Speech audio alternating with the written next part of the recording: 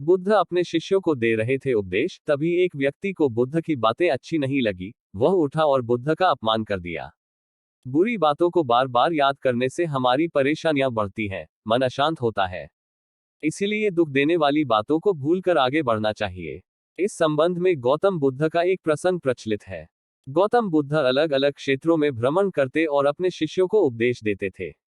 एक गांव में वे उपदेश दे रहे थे। बुद्ध ने कहा कि क्रोध ऐसी अग्नि है जिसमें क्रोध करने वाला खुद भी जलता है और दूसरों को भी जलाता है। बुद्ध के प्रवचन सुनने के लिए बड़ी संख्या में लोग वहां बैठे थे। उन लोगों में बहुत गुस्से वाला एक व्यक्ति भी बैठा हुआ था। उसे ये बातें पसंद नहीं आई। वह अचानक उठा और बोलने लगा कि बुद्ध, तुम पाखंडी हो। बड़ी बड़ी बातें करना ही तुम्हारा काम है। तुम लोगों को भ्रमित कर रहे हो। तुम्हारी ये बातें आज कोई मायने नहीं रखती हैं। व्यक्ति लगातार बुद्ध को अपमानजनक बातें सुना रहा था।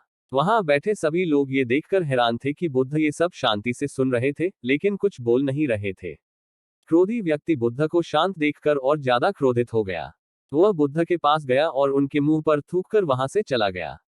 घर पहुंचकर क्रोधी व्यक्ति का मन शांत हुआ तो उसे अपने किए पर बहुत पछतावा हुआ। वह बुद्ध से क्षमा मांगने पहुंचा, लेकिन उस गांव से बुद्ध पड़ोस के गांव के लिए निकल चुके थे। वह व्यक्ति बुद्ध को खोजते हुए दूसरे गांव में पहुंच गया। वहां व्यक्ति को जैसे ही बुद्ध दिखाई दिए, वह उनके चरणों में गिर गया और क्षमा मांगने लगा। बुद्ध ने उस व्यक्ति से पूछा, तुम कौन हो और क्षमा क्यों मांग रहे हो? उस व्यक्ति ने कहा, क्या आप भूल गए?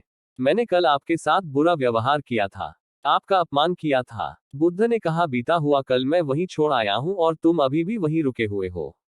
तुम्हें गलती पर पछतावा है, तुमने पश्चाताप कर लिया। अब तुम निष्पाप हो गए हो। बुरी बातें याद करते रहने से हमारा आज बर्बाद हो जाता है। इस आदत की वजह से भविष्य भी बिगड़ सकता है। इसीलिए बीते हुए कल की बातों को भूलकर आगे बढ़ना चाहिए।